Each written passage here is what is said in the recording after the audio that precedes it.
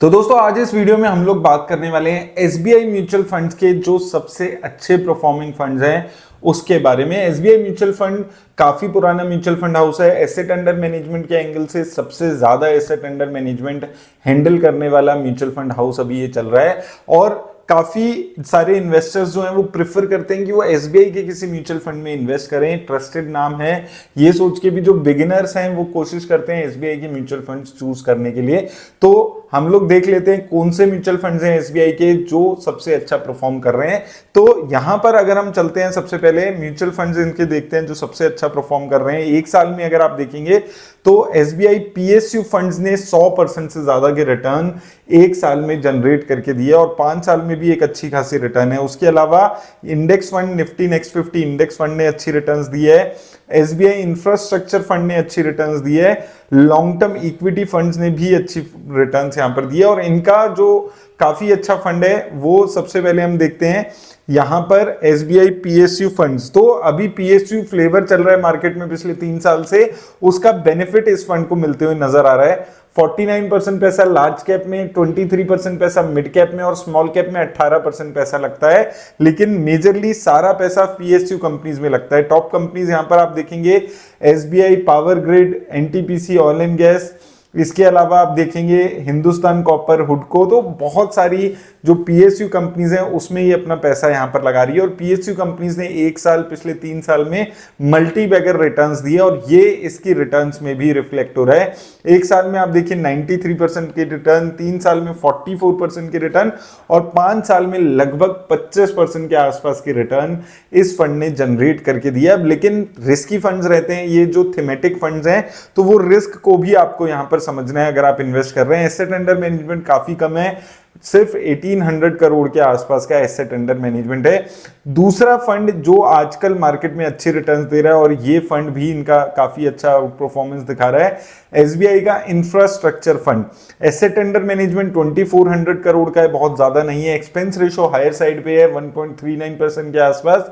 वहीं अगर हम बात करें इसकी मार्केट कैप एलोकेशन, तो लार्ज कैप 46%, मिड कैप 11% और स्मॉल कैप कंपनीज में लगभग 32% पैसा ये फंड लगा रहा है। और यहां पर भी आप देखेंगे इंफ्रास्ट्रक्चर सेक्टर पे फोकस करके पैसा लगाया जाता है। तो कंसंट्रेटेड पोर्टफोलियो है थोड़ा, तो वो चीज थोड़ी सी रिस्की हो जाती है, लेकिन उसके साथ साथ भारतीय Airtel, Reliance, L&T, Shri cement, Torrent power, Tega industries, इसके अलावा एक्सिस बैंक, तो मेजरली लार्ज कैप कंपनीज यहां पर 46% में इन्वेस्ट कर रहा है। रिटर्न्स भी देखेंगे तो एक साल में 69%, 3 साल में 37% और 5 साल में 26% के आसपास की रिटर्न्स यहां पर इस फंड ने भी जनरेट करके दी है। तो ये फंड भी एक अच्छी परफॉर्मेंस दिखाते हुए नजर आ रहा है एसबीआई म्यूचुअल फंड का।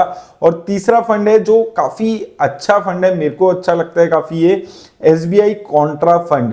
तो ये फंड है जो एक रेगुलर कंसिस्टेंटली रिटर्न्स दे रहा है, मार्केट कैसी भी रही हो इस फंड ने कंसिस्टेंसी के साथ रिटर्न्स जनरेट किए। कॉन्ट्रा फंड है, सो बेसिकली जो मार्केट की थीम्स चल रही हैं उससे कुछ हटके इन्वेस्ट करने का प्लान यहां पर रहता है ऐसे फंड्स का। एसेट अंडर मैनेजमेंट 26,000 करोड़ है, क्योंकि काफी फेमस फंड है, काफी कंसिस्टेंट फंड है। एक्सपेंस रेशो 0.65% के आसपास की है, तो एक्सपेंस रेशो भी काफी लिमिटेड नजर आती है। रिटर्न्स यहां पर आप देखिए एक साल में 50%, 3 साल में 33% और 5 साल में 26% की रिटर्न्स है। 10 साल में भी 19% के आसपास की रिटर्न दी है। लार्ज कैप में 43% पैसा, मिड कैप में 28% पैसा और स्मॉल कैप में लगभग 15% पैसा ये फंड लगाकर चल रहा है। और साथ में अगर आप कंपनीज देखेंगे तो काफी अलग अलग डिफरेंट कंपनीज यहां पर आपको दिख जाती हैं।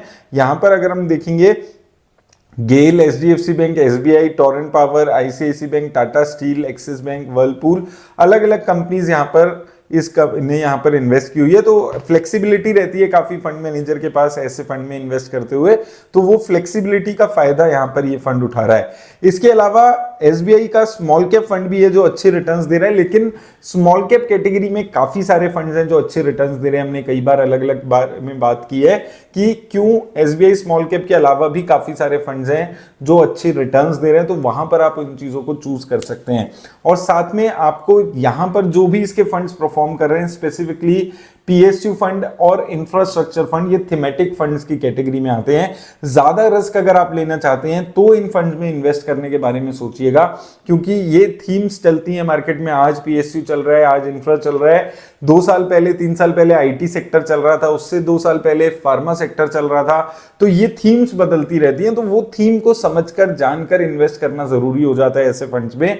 तो वो रिस्क आपको एसोसिएट यहां पर समझ के इन्वेस्ट करना है अगर आप एसबीआई पीएसयू या फिर इंफ्रास्ट्रक्चर फंड में इन्वेस्ट करते हैं। अपनी टाइमिंग को राइट रखना जरूरी है, और लेकिन अभी साथ में ये भी चीज आपको समझनी है कि आने वाले कुछ साल तक भी इंफ्रास्ट्रक्चर और पीएसयू फंड्स में आपको अच्छे रिटर्न्स देखने को मिल सकती है।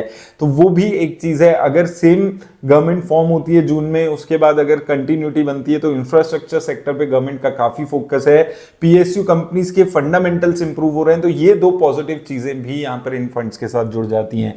तो इन चीजों का ख्याल रखिएगा। इन्वेस्ट कर रहे हैं, अगर इन्वेस्ट करने के बारे में सोच रहे हैं अगर एसबीआई म्यूचुअल फंड के किसी भी फंड में, और एक चीज याद रखिए कि किसी भी एक पर्टिकुलर म्यूचुअल फंड हाउस के बहुत सारे फंड पोर्टफोलियो में ऐड ना करें। एक आधा फंड, 2 फंड से ज्यादा किसी भी पर्टिकुलर म्यूचुअल फंड हाउस के फंड्स को अपने पोर्टफोलियो में ना रखें, कोशिश करिएगा। मेरी तरफ से बस इतना ही, धन्यवाद।